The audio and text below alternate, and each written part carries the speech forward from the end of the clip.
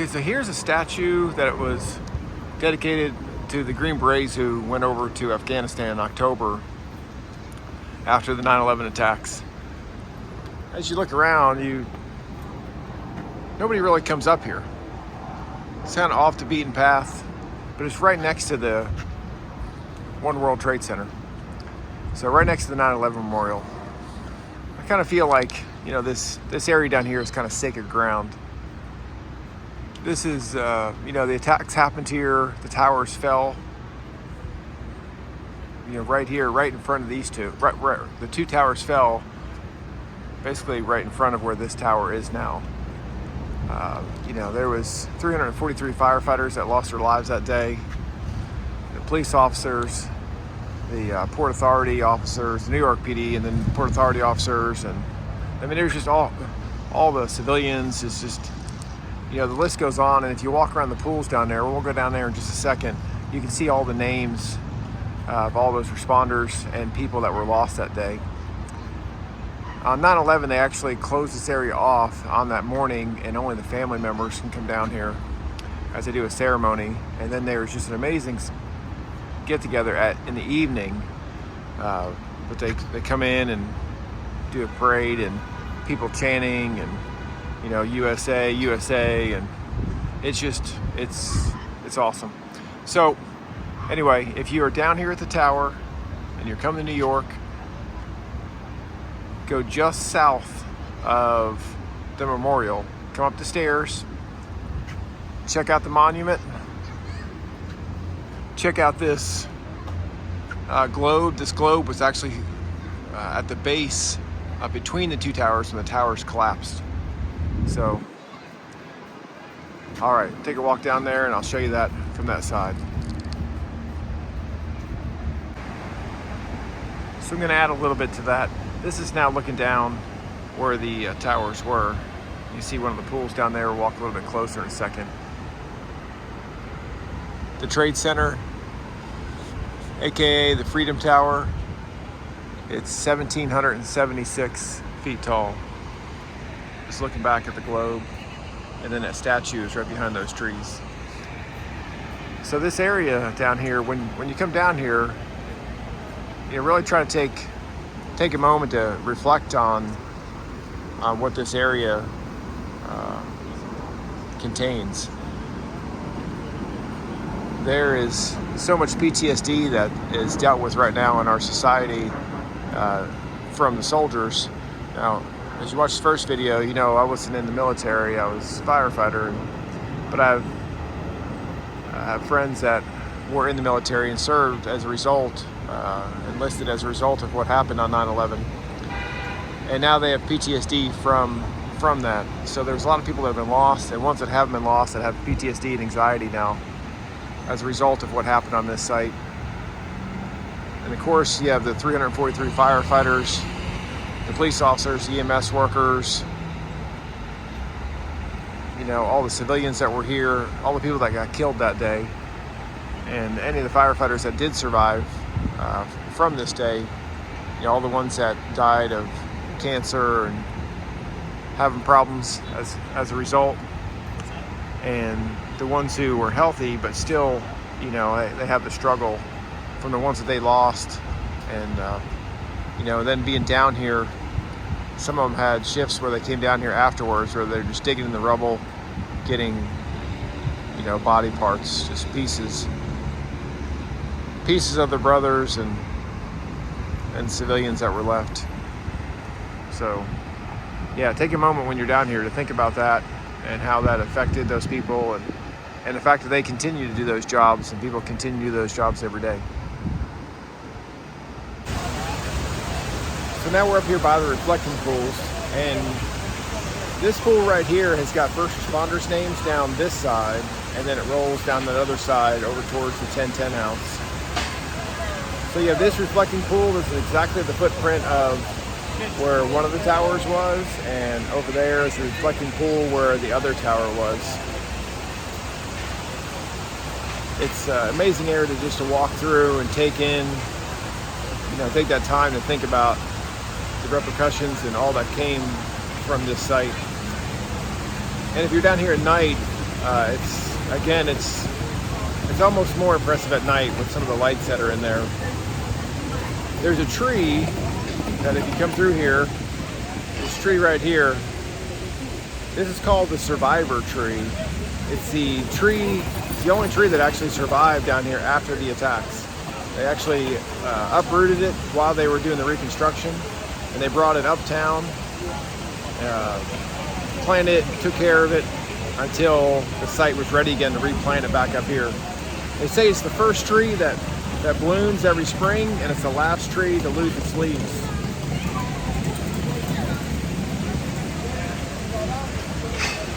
All right, so you can walk down here, you can go into the museum behind me, go downstairs, you can see the actual foundation of where the first buildings were, and one of the ladder trucks are down there that were here on the date and the buildings fell on it.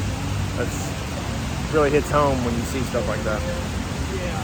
All right. So this is O'Hara's Restaurant Bar. It is right next to the 9/11 Memorial and the 1010 House.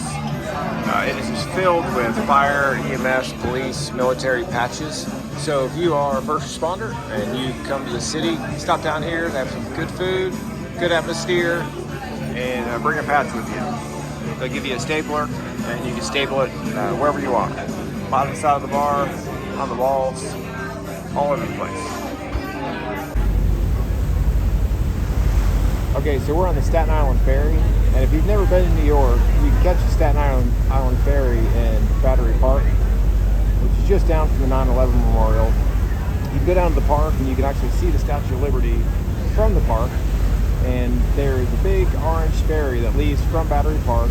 If you're down at the park and you're looking kind of straight south, the Statue of Liberty is kind of to your right, and slightly to your left side of the park is where you can catch the Staten Island ferry.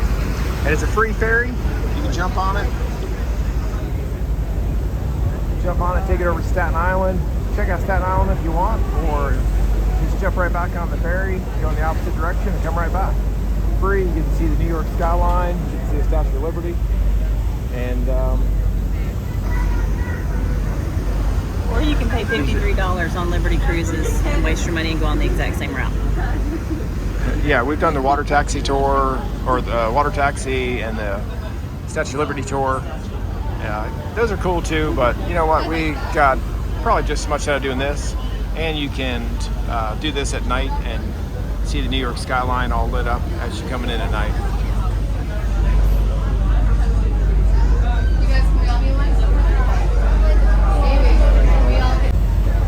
I'm just going to add this in. If you watch the other video on the RV park, on the Liberty Harbor Marine RV Park, that is where we're staying.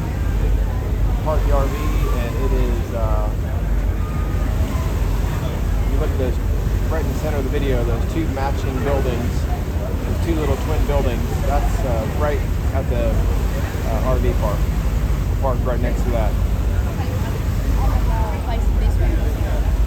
This is Ellis Island right here. If you take the boat that you paid to go out to the Statue of Liberty itself, that's cool. If you actually go to the Statue of Liberty itself, those tours that go by it, they literally just drive by it.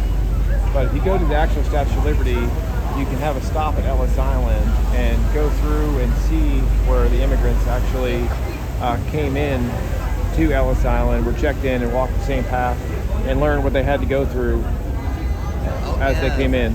There's a separate tour out there where you can go through like the old living quarters that are out there.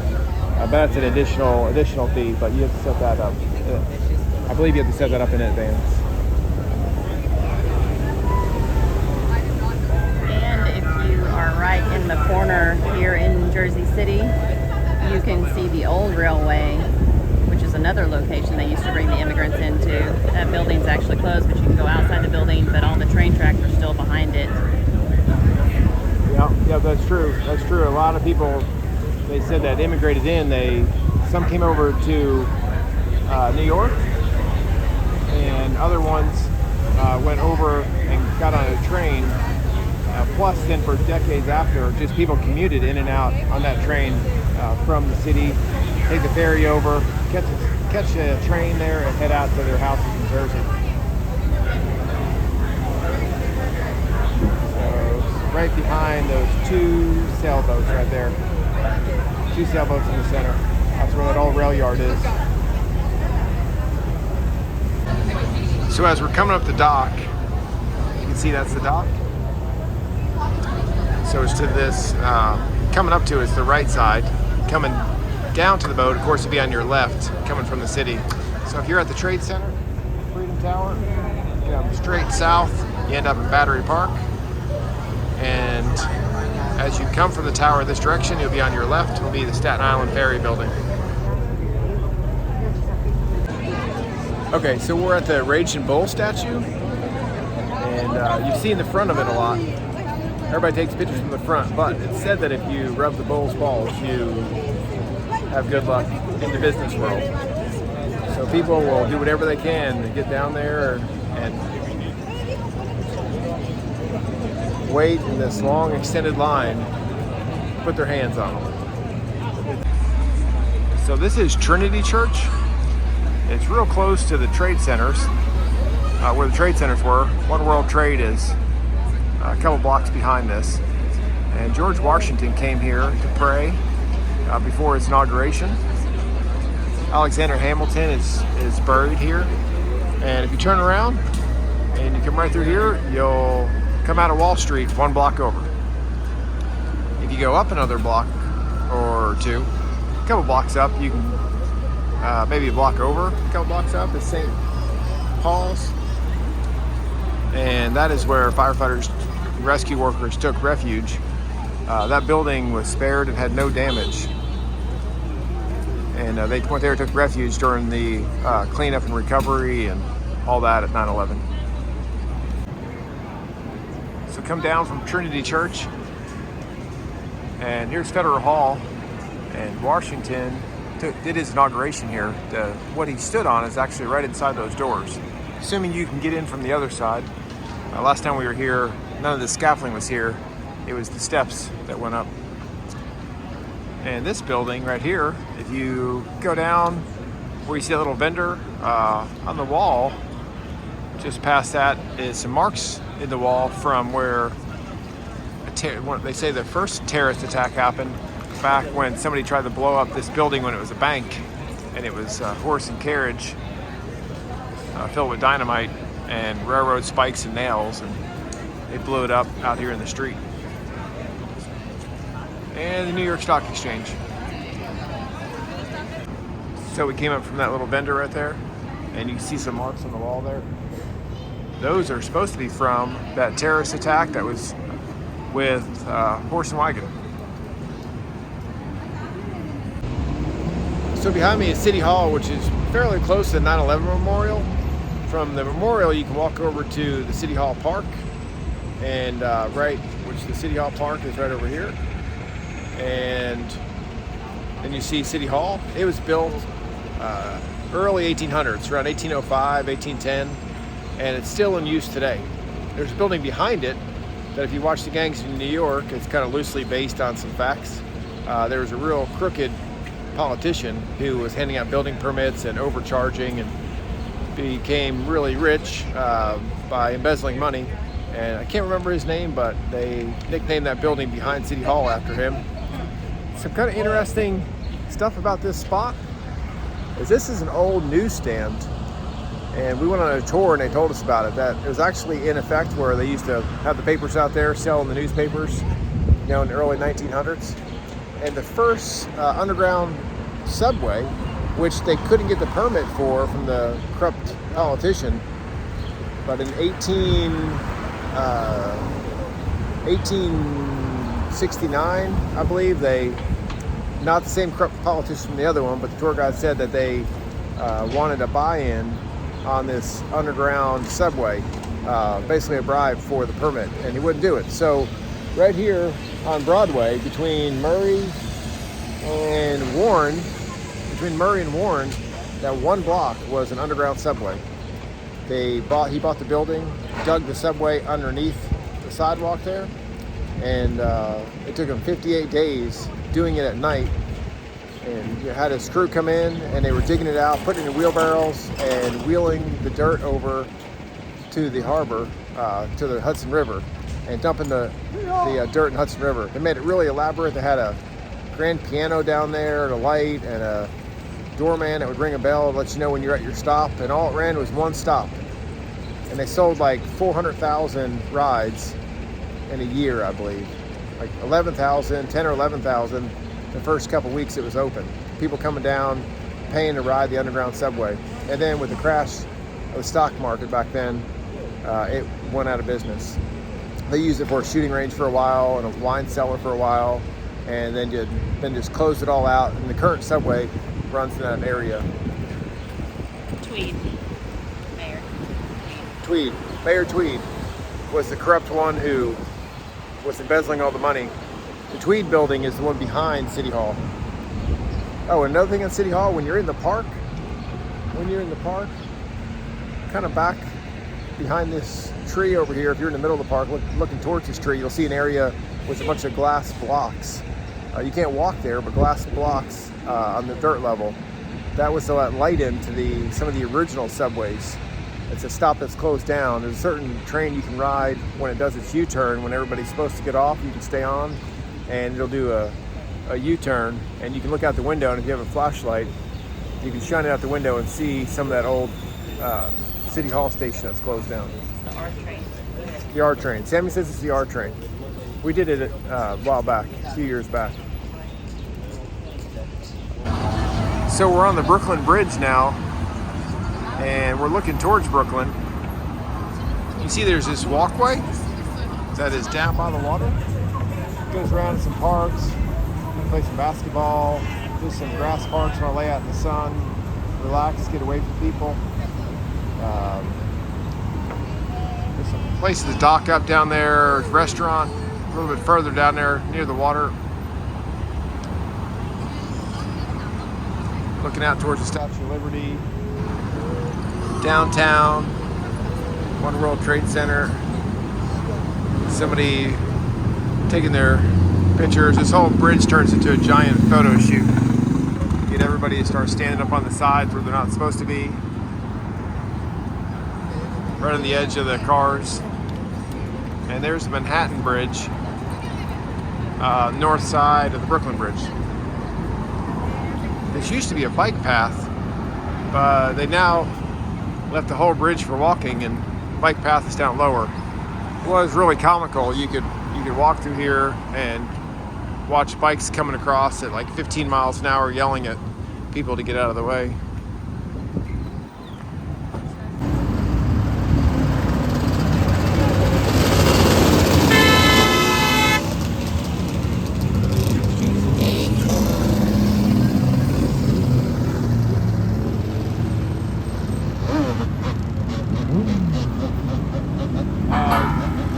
Riding a nice wheelie there on, it's got to stand it up 12 o'clock on the four-wheeler, but too far away to see it. So we're on the Brooklyn side of the Brooklyn Bridge in the area of Dumbo.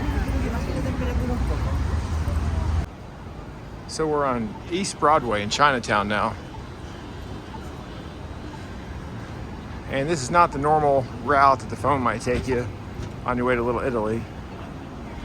But sometimes it's good to get off the main path where everybody is and go the way the phone doesn't tell you to go and see a more normal life. And what normal business is, where it's not just filled with tourists. And of course, we're in New York, and because we're in Chinatown, you can't read most of what's on the buildings. In the beginning of this block, we were definitely the only Caucasians. But Chinatown does have the best fish. The best fish, yep. They do. When we were here a few years ago, we used to buy our fish here because you could buy it here for about the third of the price that you were buying it in Manhattan. The church temple is the world's largest Buddha inside there. You can go in usually. I don't know why it's not open in Rebbitzville. Now, if you make your way down to Little Italy, you have to stop here at Cafe Napoli. We've eaten here several times over the years. The food is always excellent. We haven't been here in several years now, and it was just as good as it was when we came years ago. Right on Mulberry, in the middle of Little Italy. And then go right down here past the Christmas store, take a left, or no, maybe it's a right. It's been a while, but go to the next block and go to Ferrara's. It's like 5 or 6 generations of making cannolis. Best cannolis in Little Italy. So this is the last video we're going to put on here for the New York City 2022 Memorial Day weekend trip. Things to see and do while you're here. It's red, white, and blue at the Empire State Building. We got Madison Park to our right. We've got we're on 5th and 23rd. There's a Flatiron building right here. We determined a few years back, I believe this is where the Rock jumps off in The Other Guys movie. Anyway, New York's just an amazing place to see. There's a lot to do here. There's no way we could do in these 2 videos. There's so much history. We never made it to Brooklyn. Didn't make it up to see anything in Queens or Harlem or the Bronx. Columbia University's up there. There's a really old, huge church that's up there by Columbia University. Coney Island. Never made it out to Coney Island. There's just so much stuff to see and do in New York. But this gives you a few of the highlights. And again, if you are somebody that's struggling with PTSD, anxiety, especially anxiety secondary to PTSD, just know you're not alone. That you're not, because there's a whole lot of people out there with it. But the feelings that you have might not be as unique as you think. There's a lot of people that have those same feelings that you have. From isolation to hypervigilance to emotional roller coasters to high anxiety to anger to depression, it's out there. It's out there, and admitting some of the struggles that you have will be the start of the healing process, and then looking at it from a new perspective and learning how to grow. So God bless everybody out there that watches this, and especially if you are in that struggle and you come to New York, make sure you see all you can. Plan it out before you get here. Don't be afraid to use the subway, especially if you have an iPhone and hit the transit. It'll tell you exactly where to get in, which side of the street, all that. And it's safe, it's convenient, it's fast. You don't have to worry about the cabs or Ubers. All right, that's it. Babe, anything you want to throw in there?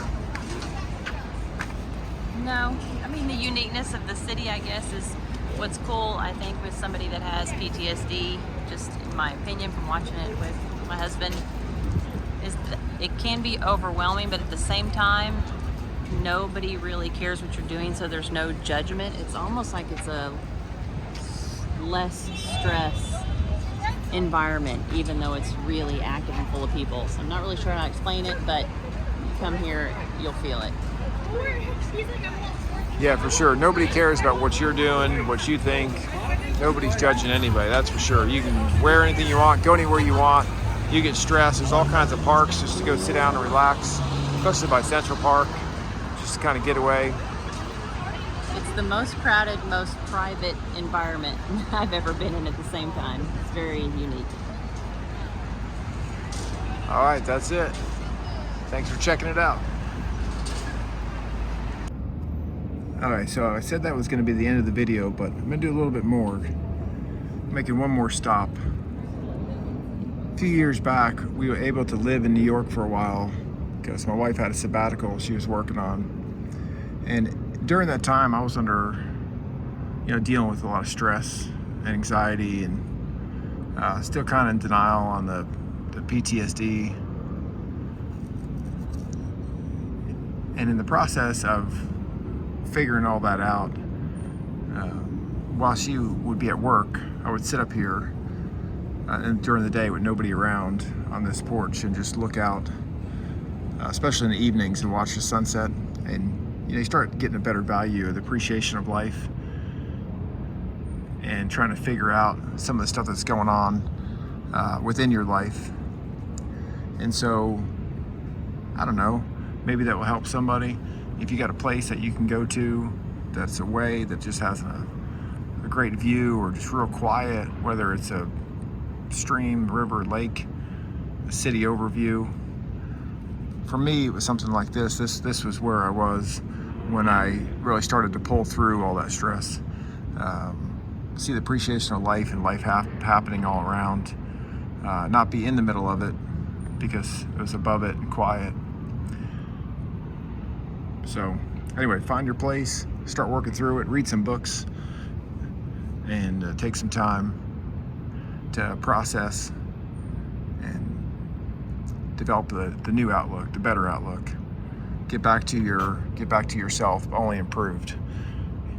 You know, it's a built. You're not broken. You're built. Life didn't break you. It's building you. So, okay. Real quick overview of what you're looking at here. You've got the Madison Square Garden. This is some of the newer skyscrapers that have gone up over the years. There's an outlook on this one. It's supposed to be the tallest outdoor outlook in the northern hemisphere. Hudson River, it's where Sully landed his plane. New Jersey over there. The Newark Airport. It's kind of the far lights on the left. The bright lights that we're in the center there, that's looking down at Times Square.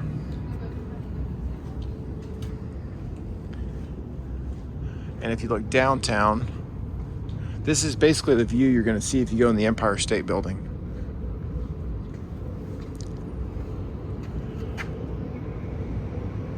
So you got One World Trade, the Freedom Tower, Statue of Liberty out in the harbor.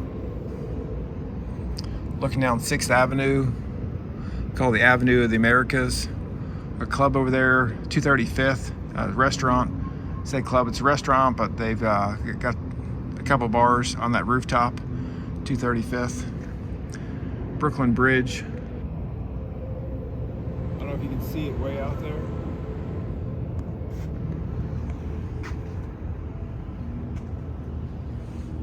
And I'll do a quick walk to this side so you can see the Empire State Building.